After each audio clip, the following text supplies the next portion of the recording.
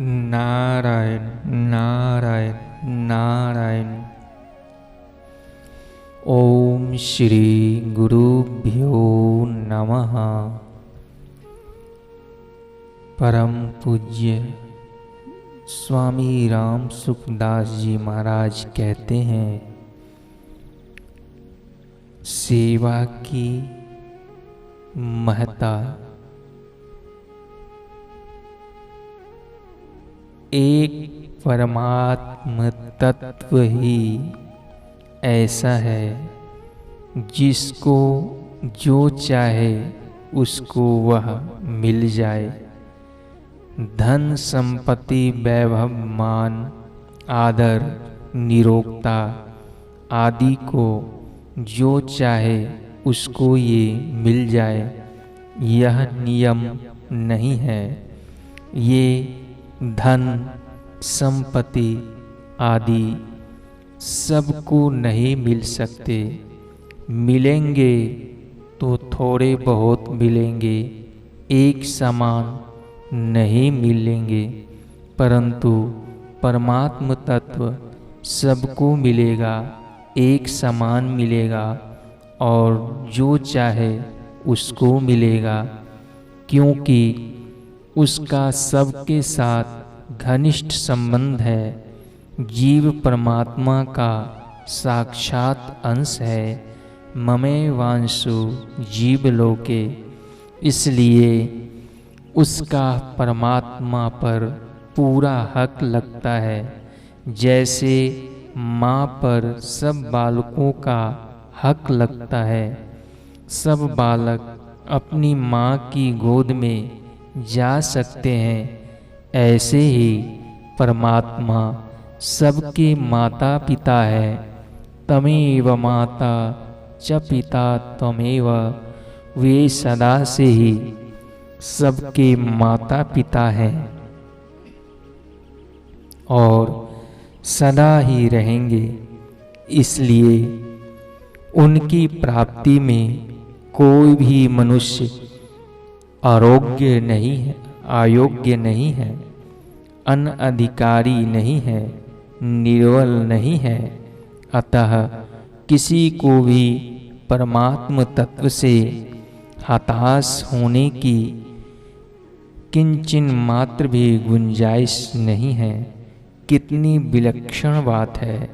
मैंने जो पुस्तकों में पढ़ा है, सुना है, विचार किया है, उससे मेरे भीतर यह बात दृढ़ता से बैठी हुई है कि किसी वस्तु अवस्था परिस्थिति घटना क्रिया आदि की महिमा नहीं है, प्रत्युत उनके सदुपयोग की महिमा है।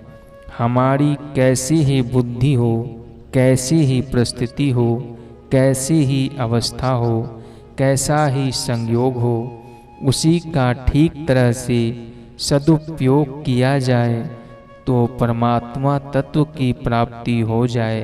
कारण कि मनुष्य जन्म मिला ही इसके लिए ही है।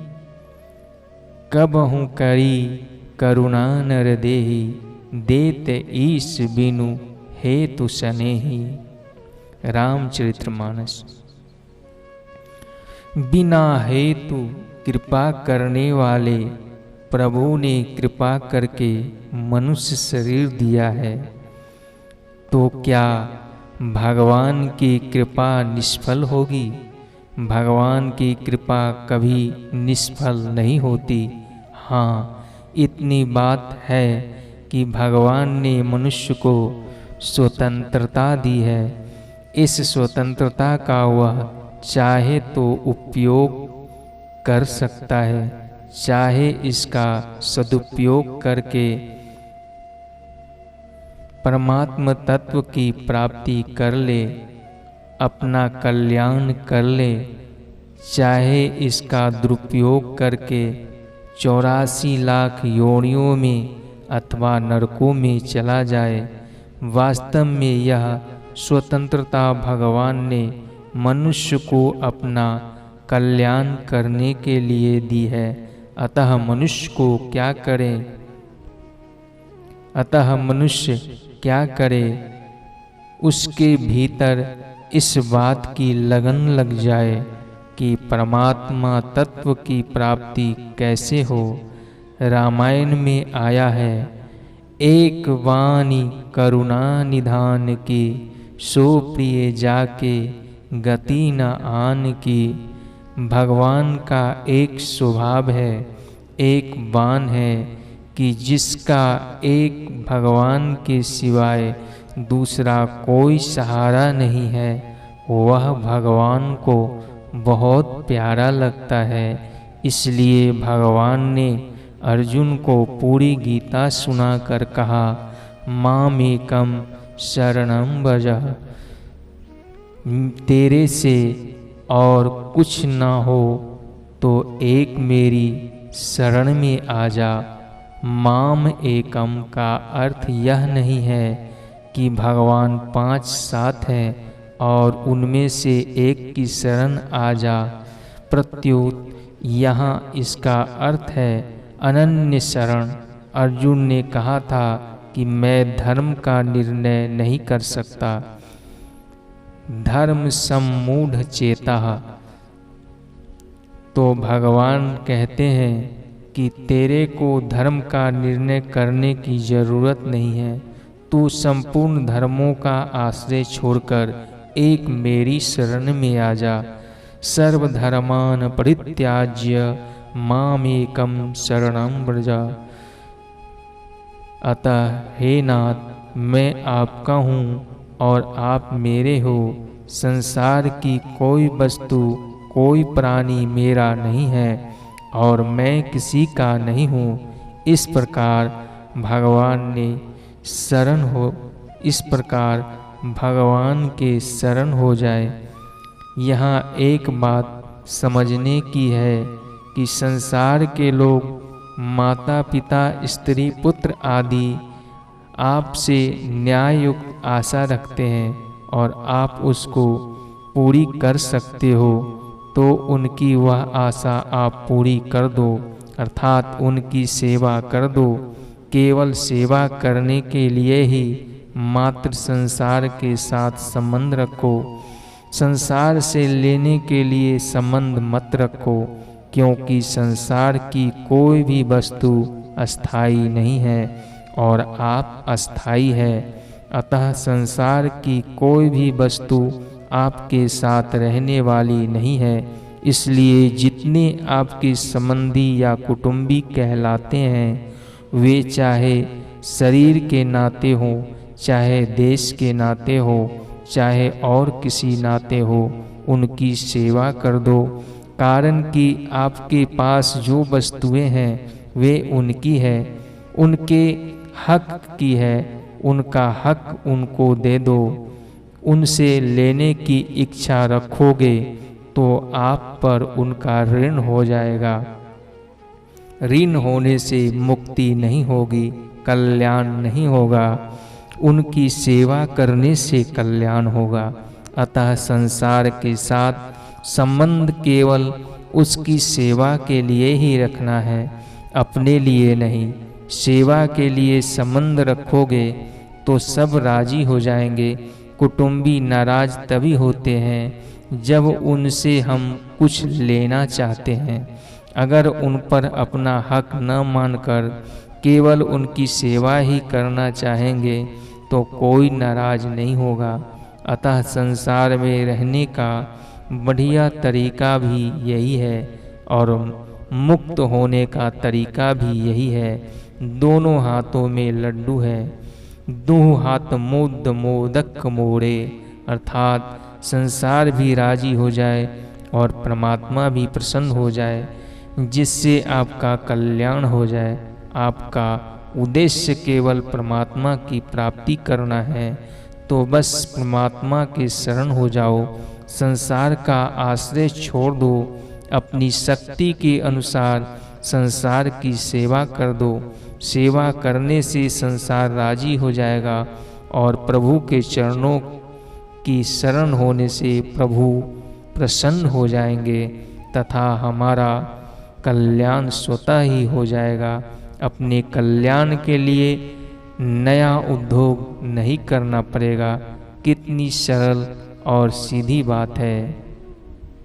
लेने की इच्छा से मनुष्य का संसार के साथ संबंध जुड़ता है और देने की इच्छा से संबंध टूटता है। यही बड़ी मार्मिक बात है।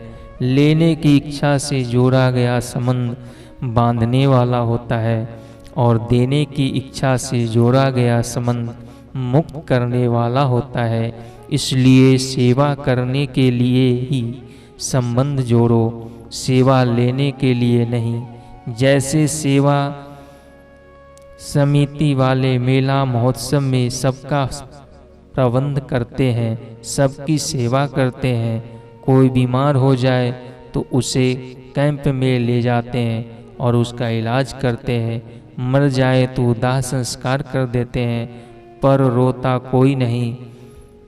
जहाँ सेवा करने मात्र का संबंध है वहाँ रोना नहीं होता। जहाँ कुछ न कुछ लेने की आशा से संबंध जुड़ा हुआ है वही रोना होता है। लेने की इच्छा ही गुणों का संग है जिससे जन्म मरण होता है। कारणम गुण संगो अस्य सदस्य धोनी जन्मसु। गीता जी 13वां अध्याय 21वां श्लोक। सेवा करने का भाव असंगता आने वाला है। सेवा करने का भाव असंगता लाने वाला है। अपने धर्म का कर्तव्य का पालन करोगे, दूसरों की सेवा करोगे तो वैराग्य पैदा होगा। धर्म ते विरति योग ते ज्ञाना। जैसे स्वयं भुव मनु ने अपना कोई स्वार्थ न रखकर धर्म सहित प्रजा का पालन किया, उसका हित किया, तो उनको वैराग्य हो गया। होई न विषय विराग भवन बसत भा चौथापन। हृदय बहुत दुख लाग जन्म गयो हरि भगत बिनु। वैराग्य होने पर वे स्त्री सहित वन को चले गए। उन्होंने प्रजा के हित के लिए राज्य किया, इसलिए उन्हें वैराग्य हुआ। अगर वे अपने लिए राज्य करते तो उन्हें वैराग्य नहीं होता। जहाँ लेने की इच्छा होती है वहाँ राग पैदा होता है। राग अज्ञान का चिन्ह है, अज्ञान की खास पहचान है। रागो लिंगम बोधस्य। जो रागी होता है वह अज्ञानी होता है। सेवा करने से संबंध उसका जुड़ता है। जो कुछ लेना चाहता है और लेना वही चाहता है जो शरीर और पदार्थों के साथ मैं और मेरा का संबंध रखता है। जिसको सेवक कहलाने की भी इच्छा नहीं है, प्रत्युत केवल दूसरों को सुख पहुँचे, आराम पहुँचे, उनका भला हो, उनका कल्याण हो, इसके लिए ही तन से, मन से, वचन से, धन से, विद्या से, बुद्धि से, योग्यता से, पद से, अधिकार से सबको सुख ही सुख पहुंचाता है। मन में सबका हित ही हित करने का भाव रखता है, वह मुक्त हो जाता है। जैसे पानी में रहकर पानी को अपनी ओर लोगे तो डूब जाओगे और हाथ से लातों से मारते रहोगे तो तर जाओगे। इसी तरह इस संसार समुद्र में जो लेना चाहता है वह डूब जाता है, जो देना ही देना चाहता है वह कभी नहीं डूबता। भगवान और उनके भक्त संत महात्मा बिना कारण सबकी सेवा करने वाले हैं। हेतु रहित जग जुग उपकारी, तुम्हें ही तुम्हारे सेवक असुरारी। इसलिए वे बनते नहीं, वे बंधे क्यों? उनके तो दर्शन से ही मुक्ति हो जाती है, कारण कि उनमें स्वार्थ है ही नहीं, किसी से कुछ लेना है ही नहीं, प्रत्युपकार की इच्छा है। इच्छा है ही नहीं, इसलिए सेवा करने से बंधन नहीं होता। नारायण नारायण नारायण नारायण नारायण।